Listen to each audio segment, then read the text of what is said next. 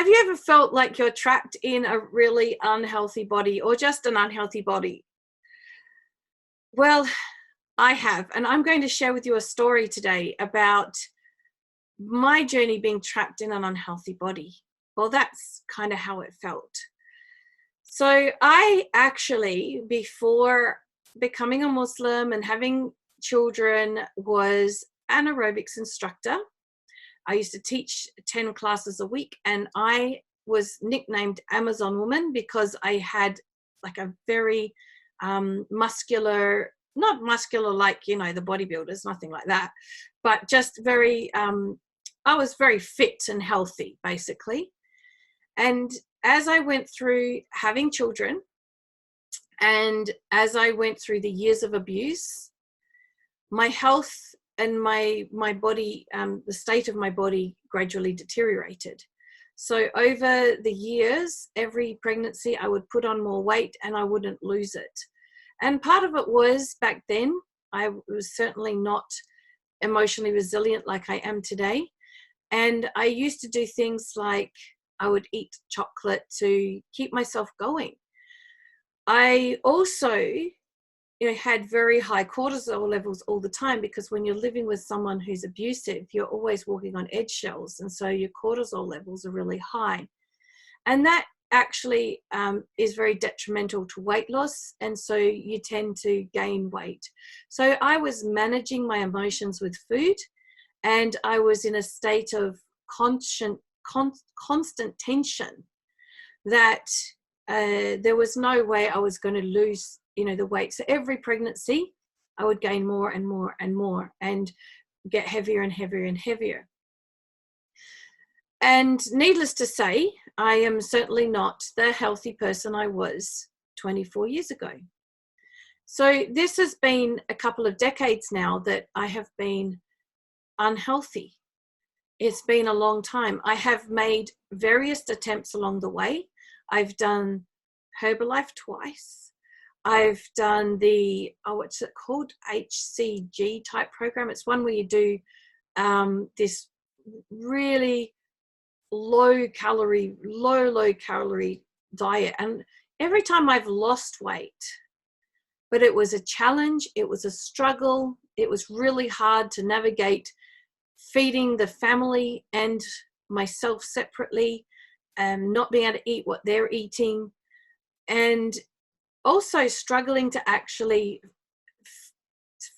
do something that I could persist at, continue with. And yes, I did have patches where I started to feel healthier along the way, but it was always short-lived. And I must say that this change that I have now, which I want to share with you, while it's still in the early days, I can tell it's already different. And I can tell you what's different. Before, it was a hard slog. Before, I had to really push.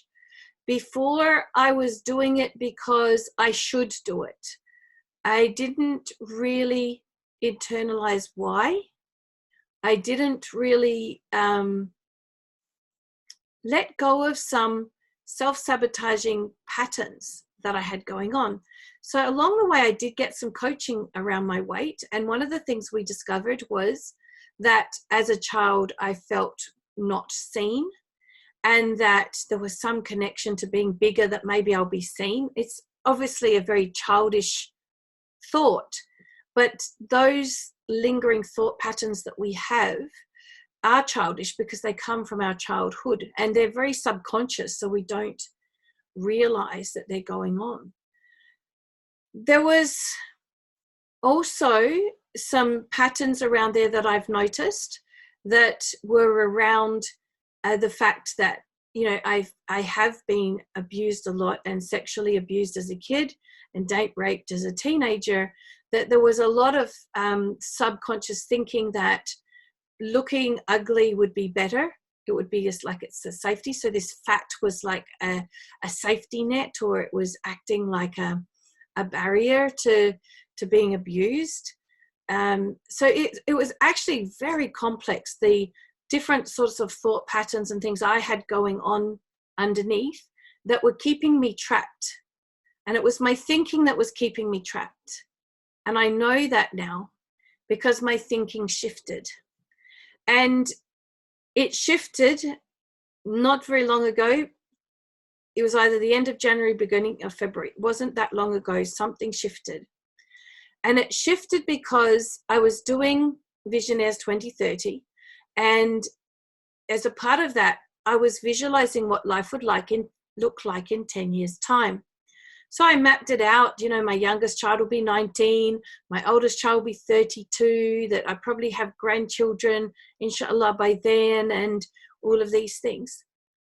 And when it came to visualizing having fun, which was one of the things we had to visualize, I could not visualize anything. And I realized the reason I couldn't visualize anything relating to having fun was that all the things that I enjoy, like hiking and canoeing and all these outdoor things that I grew up doing and that are part of my culture and my background, that I'm actually physically now not able to do those things, that I haven't been able to pray in sujood since April last year. Well, actually, that's not true. I'm now trying to do my best once a day to do one prayer where I go to sujood, not because I can't get down, but because I couldn't get back up, because my knees have some arthritis already, probably also a symptom of the fact that I haven't been looking after my body.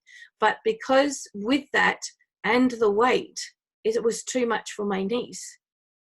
But alhamdulillah, you know, I am now able to pray at least once a day and it's my goal is, inshallah, to be able to pray all of my prayers with sujood, proper sujood, not on a chair, by Ramadan, inshallah, that I will have shed enough weight, but also the way I'm looking after myself and the way I'm fueling my body, instead of stuffing myself, I'm fueling my body.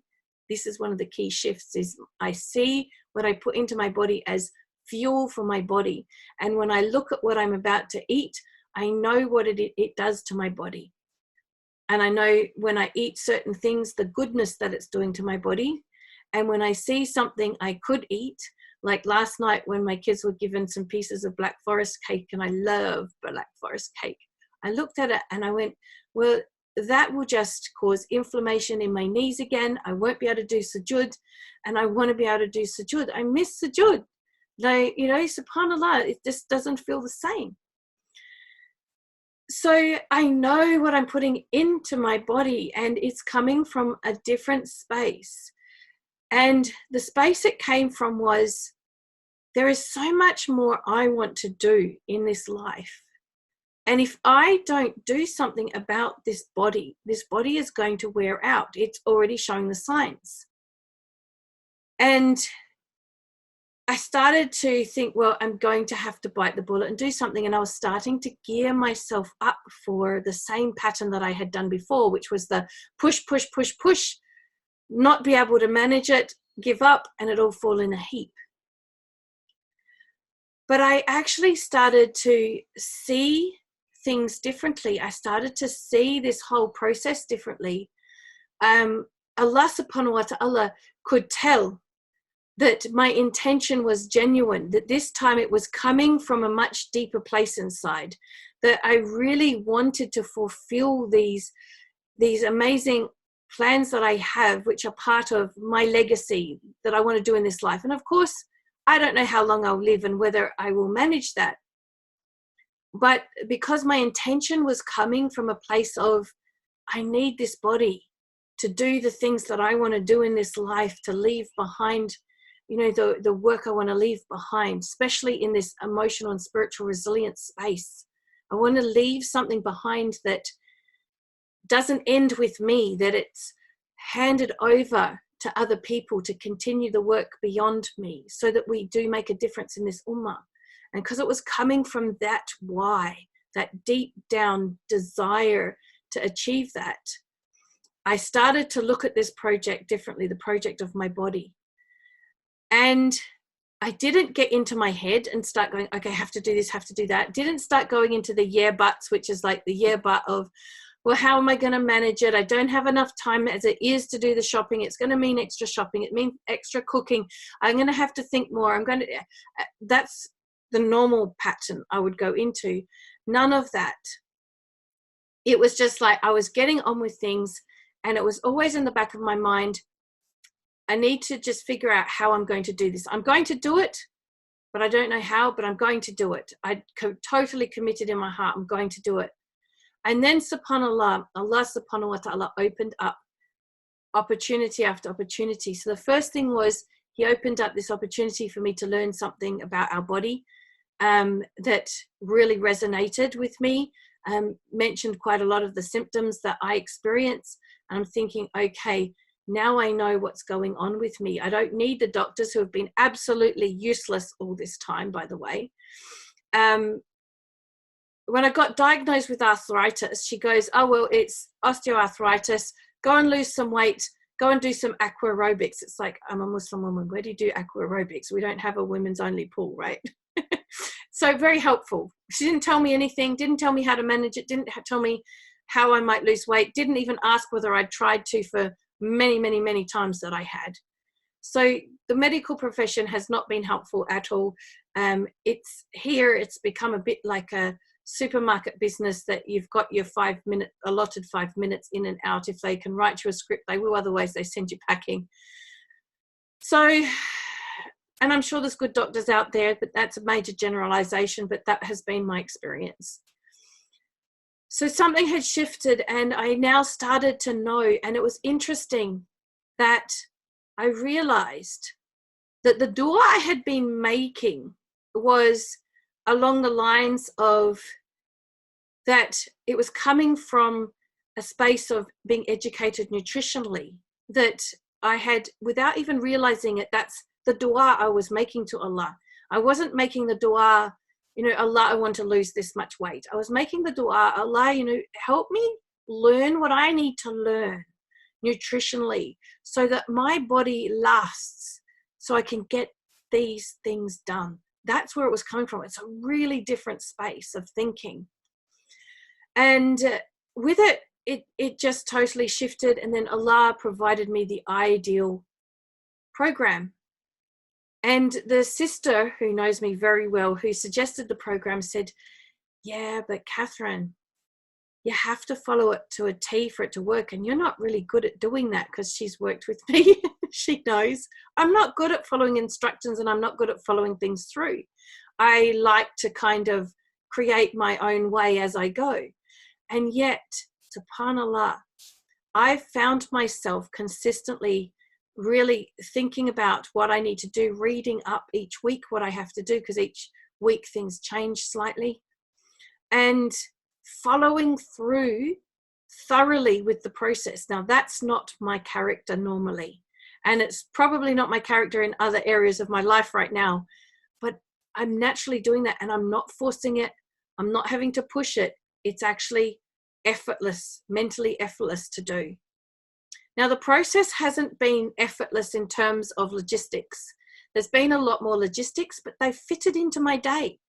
There's been a lot more issue with having 2 meals to prepare, because I don't eat what the kids eat anymore. They probably wouldn't eat what I'm eating, because at the moment I'm in that kind of detox, healing kind of phase where it's pretty extreme, but my body needed it. The thing is, after the struggle of the detox, which while it was painful, and yes, I had massive headaches where I couldn't even lift my head, and we weren't to have Panadol, we weren't to have paracetamol or ibuprofen or anything like that, because we're trying to restore our gut health, and those things can mess with our gut health. So I lived with it without painkillers. Even though it was that excruciatingly painful, I didn't experience it with suffering, because I knew my purpose.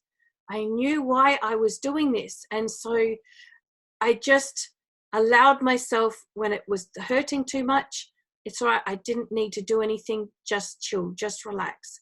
So I had a pretty tough week, the first week, logistically, and getting everything done, given that I was sort of a bit out of action and the brain was really foggy. But now I'm so energetic. I am getting so much more done. I used to have a productive day, and then the next day it would be like I have to recover from the previous day. every day I have a productive day now. I don't need a recovery day. Sometimes I need a little nap. And you know what? I used to nap and it would last 2 hours. Now I nap and sometimes I wake up only after 15 minutes or so. And I look at my clock and I go, it was only 15 minutes. Come on, go back to sleep. But I'm wide awake. I'm ready to go again. And it's like, really? That's interesting. So I just get up and keep going again. I'm not hungry. But what I'm also noticing is that my knees are really improving. I can now sit cross-legged for hours and they're comfortable. Whereas before, if I sat cross-legged for about 5 minutes, if I would try to unfold my legs, it was so painful. It'd be like, you know, when you're gearing yourself up for the pain, so you're wincing, ready to go, and you go, right, ready, set, and you just do it like ripping off the Band-Aid. It was like that. Or if I had to get down to the floor, it would be like, okay, now I have to get up again. And it'd be like this, psyching myself up to get up because of the pain in my knees. That pain has gone, that inflammation has gone because I've taken the things out of my diet that were poisoning me. And so now I really look at it like I'm fueling my body or I'm poisoning my body, depending what I eat. And I just see food so much differently. And it was all a mental shift. It was all something that had to switch inside of me psychologically. So basically the lessons I learned from this was, number one, I was actually sabotaging myself. I didn't realize it, but all along I had some thinking underneath that was sabotaging this process that I had tried before. And I really didn't realize it. And the reason I know that was going on was because whatever it is that has shifted with this, it's also shifted in other areas in my life too. Last week, I started sending out letters to people that I needed to, realign the business relationship because things were unbalanced. And my pattern is, it's okay, doesn't matter, you know, everyone's busy or this or that, giving a million and one excuses, and then allowing myself to get into a situation where, it's not good for me. And people asking me to do things, and I go, oh yeah, because I can do that, I'll do it. Instead of thinking, is that something that is really something I should be doing right now? Or is that going to have a domino effect and not be good for me? And so I've actually been now taking charge of so many other things and not allowing things that aren't good for me, because I'm seeing how important it is to look after this body that Allah has given me. The other experience I had, which was incredibly profound, is one day I just found myself in tears with so much gratitude. And I feel it now, just as I'm telling you, so much gratitude that my body actually lasted 50 years without me taking care of it. I was nutritionally abusing my body. I mean, that's the only way I can put it. I don't know if there is such a thing as nutritional abuse, but that's essentially what I was doing to my body. I was nutritionally abusing my body. And it held out for me, and it's only just starting to show cracks after 50 years, although I didn't abuse it for 50 years, but at least for the last over 2 decades. And I was just so incredibly grateful to my body for having hung in there with me, for not giving up on me. Obviously grateful to Allah as well, because that's where it all comes from. But just seeing my body in that way, whereas my body was this thing that it was like, don't look at it, just ignore it. But now it's like, it's the most amazing thing. It's not attractive visually, but it's an amazing thing, this body. It's a beautiful thing, this body. And I've never, ever experienced that feeling towards my body before. And that was such a profound experience, to feel that gratitude. And in that moment, making such a commitment to it that, you know what, I am not going to do that to you anymore. I'm not going to nutritionally abuse you anymore. Here I am, the advocate of ending oppression and abuse, and here I am doing my own form of abuse on myself, as in the form of nutritional abuse. SubhanAllah. I don't beat myself up for it, because that was my journey. That was how it was. But I'm not going to go back now. I've got to go forwards. And that's why I know this is different. So it really came down to tawakkul at the bottom of all of this. It came down to a deep sense of trust in Allah, that Allah subhanahu wa ta'ala would facilitate for me what was needed. And subhanAllah, he has done that and is continuing to do that. I don't want to share details about the amount of weight now that I've lost or those sorts of things, because I don't want it to be about numbers. I also don't want it to be, something where people compare themselves to me, because everyone's going to have their own journey. The key lesson in this, or the key takeaway, or what I want you to take away from this, is that if you want to be healthy on the outside, we need to be healthy on the inside. And even though I was pretty healthy inside, emotionally, that's what I mean, there was still some stuck thinking there. There was still something going on there that was standing in my way. And when I made dua to Allah and really focused on Allah bringing about the solution for me, that shifted. It became unstuck, because that's how it works. Allah subhanahu wa ta'ala is the one who gives us the experiences and the insights that we need to shift what's inside us. But Allah subhanahu wa ta'ala says that we need to shift something inside of us, and before He will change our circumstances. You see, Allah subhanahu wa ta'ala will not change the circumstances of a person until they change the circumstances within themselves. And what happened was, there was a switch just inside me, a little switch back to tawakkul, a little switch away from being focused on trying to do this intellectually with dunya type thinking, to relaxing into tawakkul and letting Allah guide me how to do it, and trusting that if I'm meant to lose this weight, if I'm meant to have a healthy body, that's what Allah subhanahu wa ta'ala is going to bless me with. And it was that's the change that Allah is looking for. The change in condition, the change we're meant to make for Him to change our condition, is to turn back to Him. That is the key lesson in all of this. It might sound so bizarre, but it's not the program I'm doing, although I'm more than happy to share it with you. It's a great program. But I've done heaps of good programs too, and they didn't stick, because I hadn't changed the condition within myself first. And so the condition outside of me didn't change. And now it is. And I can sense and feel this is permanent change, because I've been through many, many stages of permanent change through this process of understanding the inside out paradigm. And this is just my latest shift. And I wanted to share it, why it's still fresh and new, so that I could really unpack it for you. Because if you're struggling inside a healthy body, if you're struggling inside an unhealthy body, I knew I said something wrong there. We need to shift what's inside of us first, and then Allah subhanahu wa ta'ala will facilitate what comes next. SubhanAllah.